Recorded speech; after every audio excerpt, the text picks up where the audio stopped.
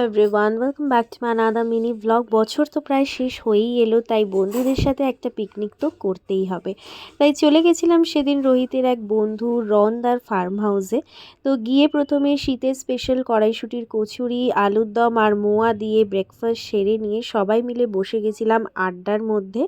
তার মধ্যে শুরু হয়ে গেছিলো আমাদের দুপুরের রান্নার প্রস্তুতি। আর তার সাথে বাগানবাড়ির সুন্দর পুকুরে শুভমদা দাঁড়িয়ে গেছিলো মাছ ধরতে। আর এখানে দেখো কত সুন্দর ফুলের গাছ বসানো, আর তাতে নানা রকম সবজিরও গাছ এখানে বসানো আছে। আর এরই মাঝে দেবুদা আর রন্দা মিলে করছিল গাজরের হালুয়া। আর এখানে দেখো ব্রোকলি, ফুলকপি, তার সাথে পালং শাক, ধনেপাতা আরও অনেক কিছু গাছ বসানো ছিল। আর আমরা গিয়ে সবাই সেখানে হামলে পড়েছিলাম জিনিসগুলো নেব বলে।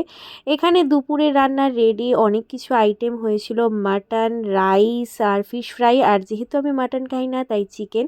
খাওয়া দাওয়ার পরে দেবুদার স্পেশাল গাজরের হালুয়াটা খেয়েছিলাম, বেশ মোটামুটি ভালোই হয়েছিল। আর কফি আর পকোড়া খেয়ে আড্ডা দিয়ে আজকের পিকনিক শেষ করলাম।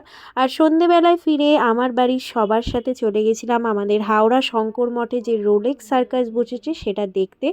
সার্কাসটা বেশ ভালোই ছিল মোটামুটি বাচ্চাদের জন্য, তবে এখন যেহেতু কোনো অ্যানিমালস আনে না তাই সেরকম খুব একটাও ভালো লাগে না বলতে পারো। তবে ঠিক আছে, সময় কাটানোর জন্য বেশ ভালো।